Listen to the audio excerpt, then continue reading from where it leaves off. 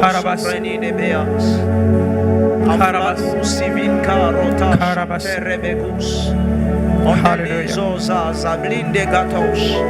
Je me tiens en toi pour essayer de parler de toi. J'ai 7 pains, 2 poissons encore une fois ce soir. Ton peuple est là.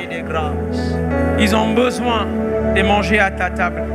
Et moi, en tant que serveur de ces plans, je te prie, permets qu'il soit suffisant pour chacun de nous. Que l'on mange le petit morceau du pain, mais que l'on se rassasie. Parce que ta parole est le pain de vie. Merci Père, merci Saint-Esprit, merci Jésus. Si tu manifestes ta gloire, je te promets de te la rendre. Au nom de Jésus, Amen. Nous acclamons le Seigneur. Est-ce que la technique peut nous aider à augmenter un tout petit peu le micro?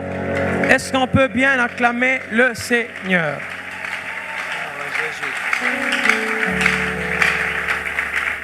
Alléluia. Bonsoir. J'ai une grande joie d'être ici. J'espère que c'est le cas pour chacun de nous. Si vous l'êtes, manifestez-vous, je veux voir. Merci.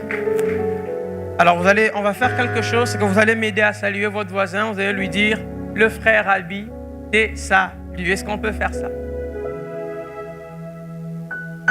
Dites-lui aussi que le frère Albi dit que vous êtes beau, vous êtes belle ce soir.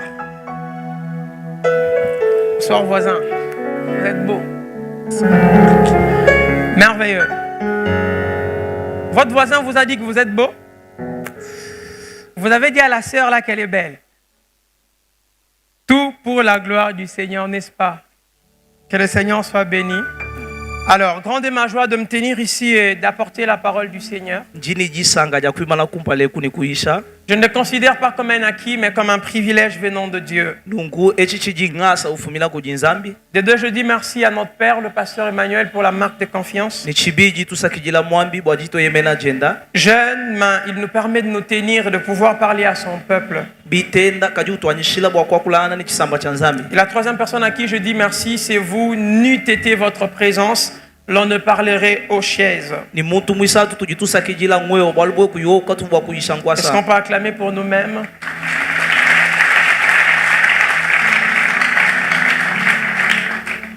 Romains 12, le verset 1er.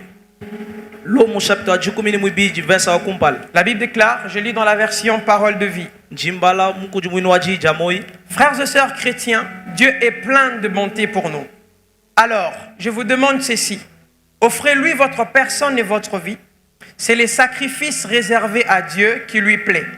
Voilà le vrai culte que vous devez lui rendre, parole du Seigneur. Amen. Bien aimés, vous savez, il y a 2 jours où on prêche la parole de Dieu. Il y a 2 jours où on l'enseigne. Il y a 2 jours où on vient pour louer le Seigneur. Mais j'ai aimé comme cette personne le disait, il y a aussi 2 jours où on vient prier. Et ce soir, je viens nous conduire dans une prière qui sera une réponse à une pensée de Dieu. Vous savez, la plus grande aspiration de l'homme, c'est plus de Dieu. Plus de sa présence. Plus d'expérience avec lui. Mais alors que l'homme veut plus de Dieu, la plus grande aspiration de Dieu aussi, c'est plus de l'homme. C'est-à-dire que Dieu ne peut pas nous donner plus de lui s'il n'a pas reçu plus de nous. Et la clé que le Seigneur m'envoie communiquer à quelqu'un ce soir pour expérimenter plus de lui, c'est de donner plus de nous-mêmes à Dieu.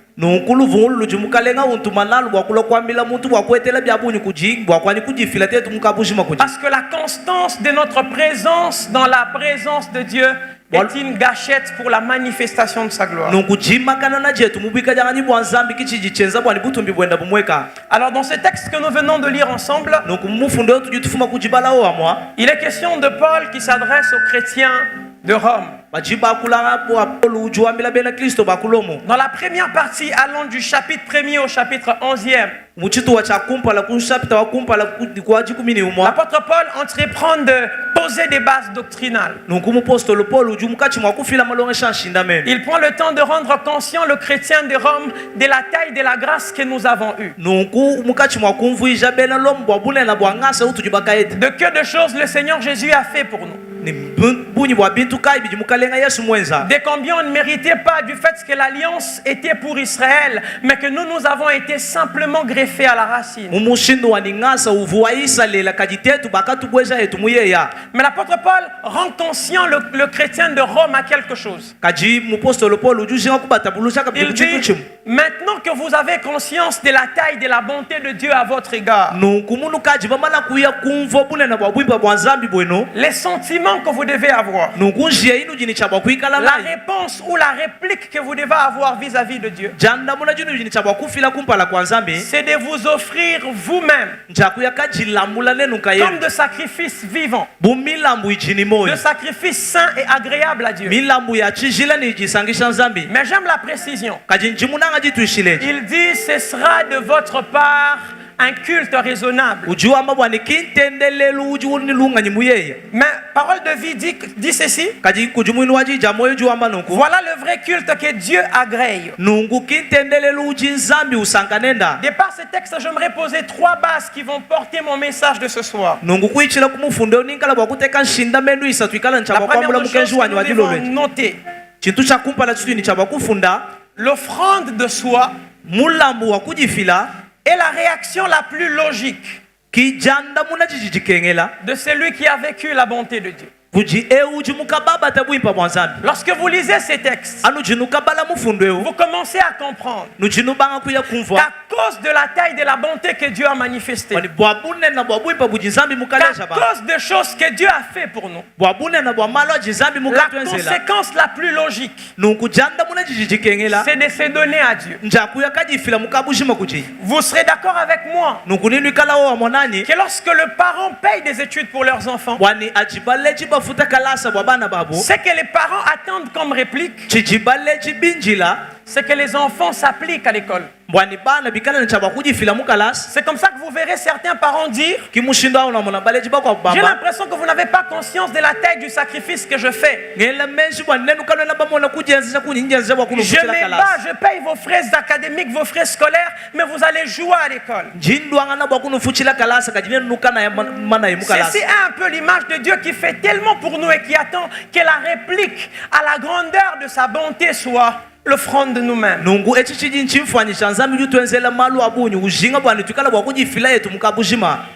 J'aimerais que nous puissions lire Romains 12, mais le verset toujours premier, mais la version de la Bible amplifiée. Par conséquent, je vous exhorte, frères et sœurs, par la miséricorde de Dieu, à présenter vos corps, dédiés en tout, mis à part comme un sacrifice vivant, saint, agréable à Dieu, qui est votre acte de culte rationnel. Quand on parle d'un culte rationnel, on fait allusion à un culte qui a du sens. On dirait que Paul est en train de dire que si vous êtes sensé, si vous êtes intelligent, voilà comment vous devez réagir. Donnez-vous à Dieu. Vous voulez plus de Dieu ce soir? Il m'a dit de dire à quelqu'un, donnez-vous comme une offrande à Dieu. Notons la deuxième base. C'est lui qui se donne à Dieu, offre son culte selon le véritable modèle que le Père recherche. Celui qui s'offre à Dieu offre le culte selon le modèle. Le culte que Dieu agrée, c'est le culte qui répond à ses exigences. Il sera impossible que vous soyez un culte agréé de Dieu si vous ne répondez pas aux exigences du culte imposé par Dieu. Il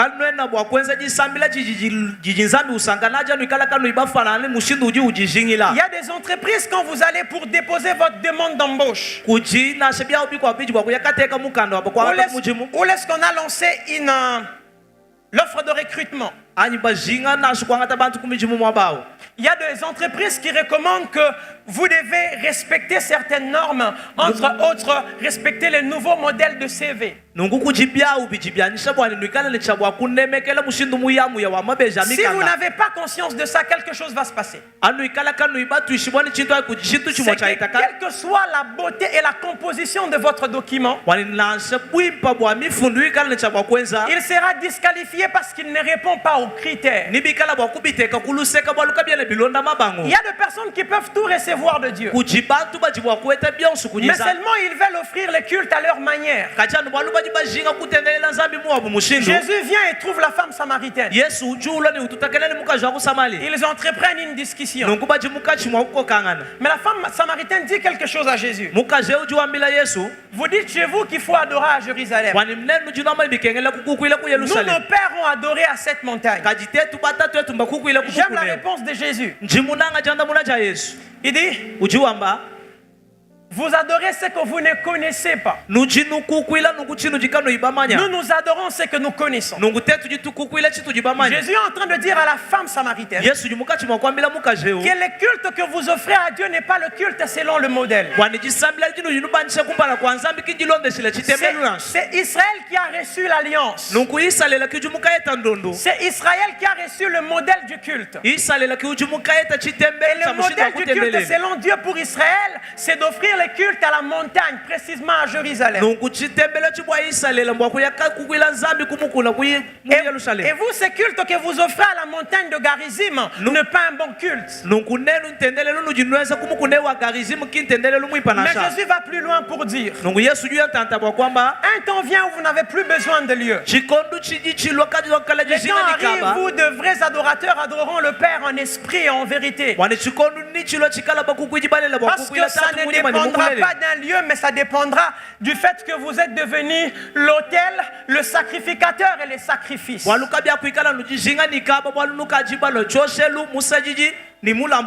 Celui qui s'offre donne un culte selon le modèle véritable.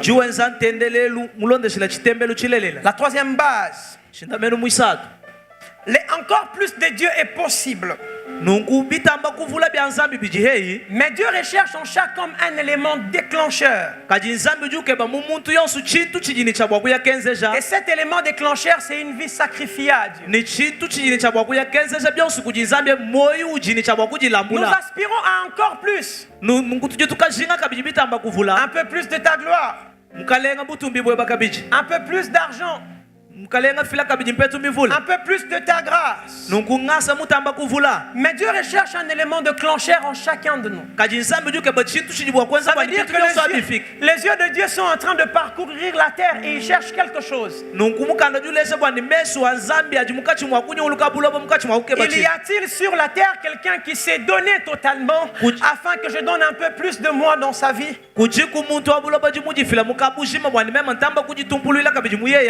Quand notre vie est menée comme un sacrifice à Dieu, cela est une garantie pour Dieu qu'il peut investir dans notre vie. Dieu recherche une garantie, quelque chose qui peut le convaincre à investir. Genèse le chapitre 20,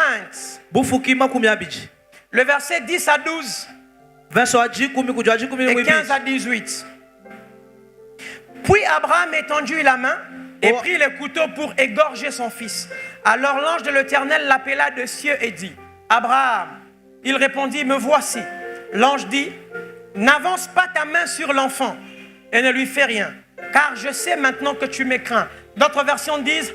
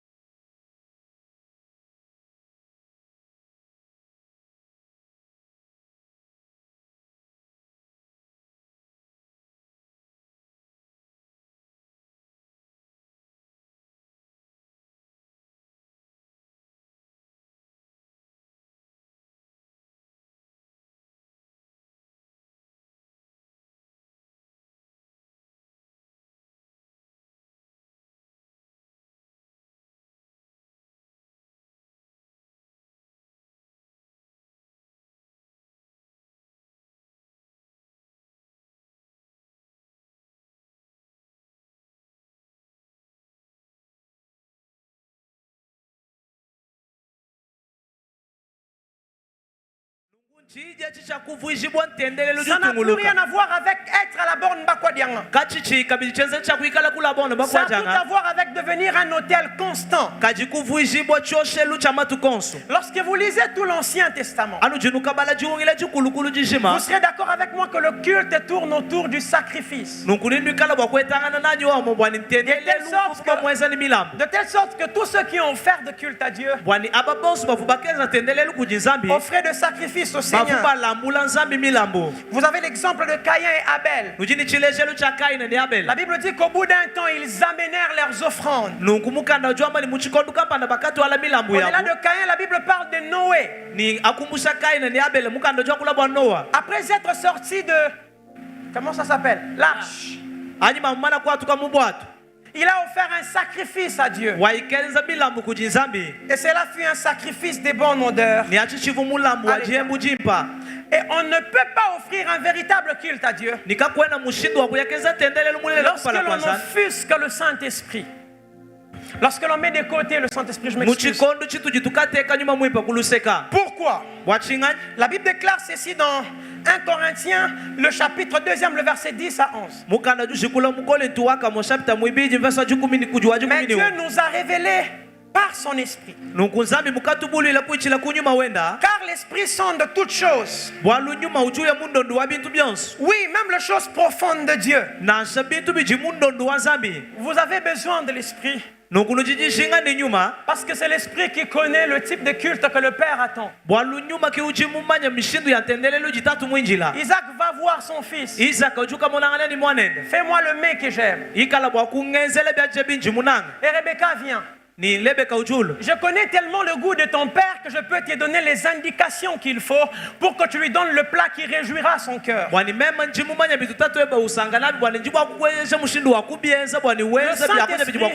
Saint-Esprit est l'image de Rebecca. Vous avez tellement besoin de lui pour offrir le plat qui plaît à Dieu. Vous ne pouvez pas offrir le sacrifice qui plaît à Dieu si vous mettez de côté le Saint-Esprit. Qu'est-ce que ça implique que d'être un sacrifice? 1. Notre être tout entier, nos possessions doivent être offerts à Dieu de manière volontaire pour son service.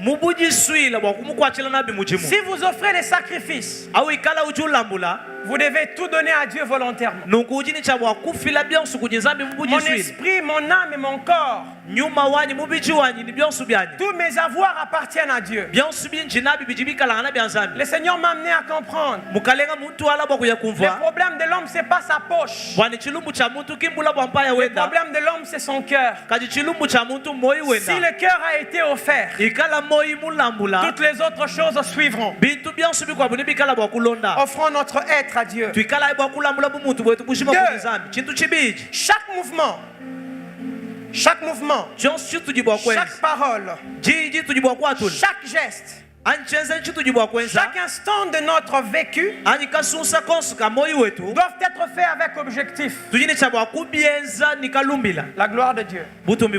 Lorsque l'on a un sacrifice, que ce soit quand l'on parle, que ce soit quand l'on mange, que ce soit quand l'on pense, on vise une seule chose: la gloire de Dieu. 1 Corinthiens 10, 31. Soit donc que vous mangez, soit que vous mangez, soit que vous buviez, soit que vous fassiez quelque autre chose, faites tout pour la gloire de Dieu. Mais maintenant que l'on se donne en sacrifice à Dieu, parce qu'on a tout donné, parce qu'on a dit je ne garde rien, Dieu ne reste pas indifférent à cela. La chose qui touche profondément le cœur de Dieu, c'est qu'il voit le cœur de l'homme s'être offert à lui. Et Dieu réagit toujours. Lorsque vous donnez un peu plus de vous, il vous donnera encore plus de lui. La première des choses que Dieu vous donnera, lorsque vous donnez plus de vous, la présence de Dieu se manifestera encore plus. Lorsque vous donnez tout, soyez sûr d'une chose, la présence de Dieu deviendra plus énorme. Vous ne pouvez pas réussir dans n'importe quel domaine de votre vie lorsque vous n'avez pas la présence de Dieu.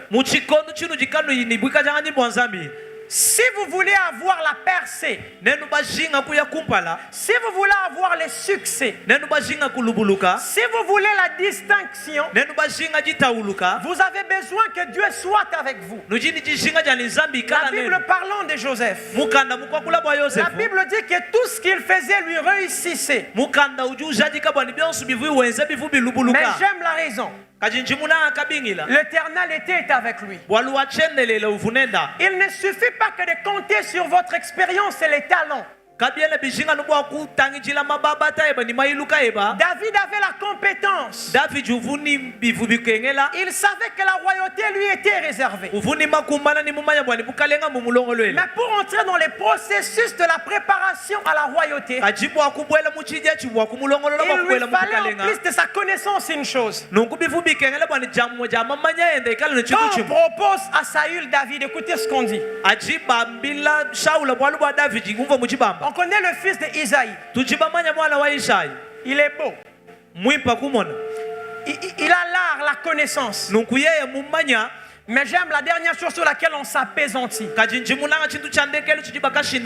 Dieu est avec lui. C'est lui qui ne peut pas donner tout de lui. Ne peut pas s'attendre à recevoir la présence de Dieu. Bien-aimé, vous ne pouvez pas réussir si vous mettez Dieu de côté. J'en parle avec toute la force de mon corps parce que je sais que la présence de Dieu est d'une importance capitale. Comptez-vous sur vous-même? Pensez-vous être suffisamment capable? Posez la question à ceux qui ont vécu avant vous. Ils vous diront que l'homme abandonné à lui seul ne peut rien. Jésus n'a-t-il pas dit, sans moi, vous ne pouvez rien? J'aimerais dire à quelqu'un ce soir, sans Dieu, vous ne pouvez rien. Mais j'aimerais aussi consoler le cœur de quelqu'un. Avec Dieu, vous ferez des exploits. Rien ne saura vous arrêter. Quel que soit le type de défi auquel vous pouvez faire face, la présence de Dieu est une garantie de la victoire. Nous pouvons chanter la victoire avant la guerre parce que nous savons celui que nous avons dans notre camp. Vous pouvez sorceler. Vous pouvez tout dire. Mais je sais une chose. Chidjamanga est avec moi. Lorsque vous allez placer des fétiches, mon Dieu absorbe le fétiche. Lorsque vous allez creuser les puits, le Seigneur deviendra un pont pour moi. Parce que chaque fois que Dieu est présent, il s'échange en la solution à mon problème. Je n'ai pas peur de problème. Je n'ai pas peur de difficultés. Je suis conscient d'une chose. Dieu est avec moi. Et parce qu'il est avec moi, quel que soit le temps que ça prendra, il m'amènera à la promesse. Joseph, tu peux avoir l'impression que ça ne marchera pas. Sois-en sûr. Puisque Dieu est avec toi, il accomplira sa parole.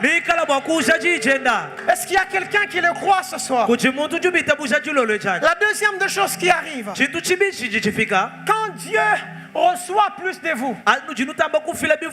Il vous donne la bénédiction, la multiplication, la possession, et fait de vous en plus de cela une source de bénédiction.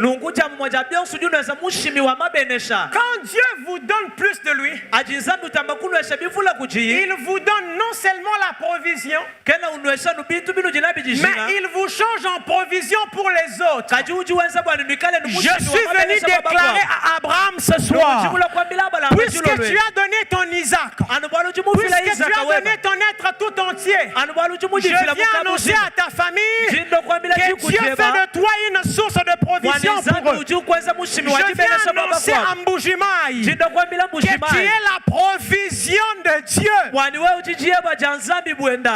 Et la troisième des choses, et on va prier. Lorsque vous donnez à Dieu plus de vous, la prochaine chose que Dieu vous donne, c'est le miracle.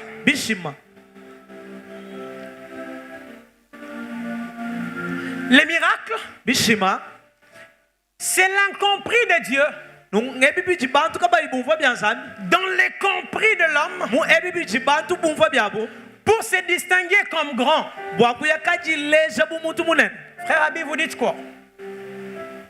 C'est quand Dieu vient dans ce que les hommes peuvent comprendre. Il fait quelque chose qu'on ne peut pas comprendre pour démontrer que lui est très grand. Comment expliquez-vous? Ils sont en prison et ils se mettent à chanter. Et pendant qu'ils chantent, j'aime la manière de faire de Dieu. On va bientôt prier. La Bible ne dit pas que les portes de la prison se sont ouvertes. La Bible dit que la prison a commencé à s'ébranler au niveau du fondement. Et tout a pété. Je suis venu dire à quelqu'un, le miracle que Dieu va faire, c'est qu'il ne commencera pas à la tête. Il ira à la racine du problème. Je t'annonce ce soir que Dieu ne le fera pas à la tête. Il commencera à la racine. Parce que Dieu sait que si je coupe à la tête, les feuillages peuvent pousser. Mais si je coupe à la racine, plus rien ne poussera. J'annonce ce soir que si la stérilité avait poussé, j'annonce ce soir que si la pauvreté avait repoussé, j'annonce ce soir que si la maladie avait repoussé, aujourd'hui c'est le dernier jour. Parce qu'on va régler les problèmes à la racine. On ne le fera pas à la tête. On va rentrer à la racine. J'aime comme le pasteur Mike l'a dit. Quand Dieu vient déterrer, mais regardez un autre miracle que Dieu fait. Dieu a la capacité de vous déterrer dans un terrain hostile et aller vous planter dans un terrain qui vous permet de croître. J'annonce ce soir que parce que Dieu est avec toi, quel que soit le terrain dans lequel on te mettra, la présence de Dieu sera ton engrais. Si les hommes ont besoin d'un cœur pour faire pousser des cultures, je suis venu dire à quelqu'un ce soir que Dieu est ton engrais. Partout on te placera, peu importe ce qu'il fera, pour t'empêcher de progresser, pour t'empêcher de croître. Que Dieu se manifeste comme la cachemire, afin que tes ennemis croient que Dieu est grand. Que le Seigneur bénisse sa parole. Est-ce qu'on peut s'élever? J'aimerais que nous puissions prier ce soir. J'ai dit beaucoup de choses. Je ne sais pas qu'est-ce qui t'a le plus parlé. Mais j'aimerais qu'en fonction de ce qui t'a parlé, que tu élèves ta voix et que tu commences à parler à Dieu.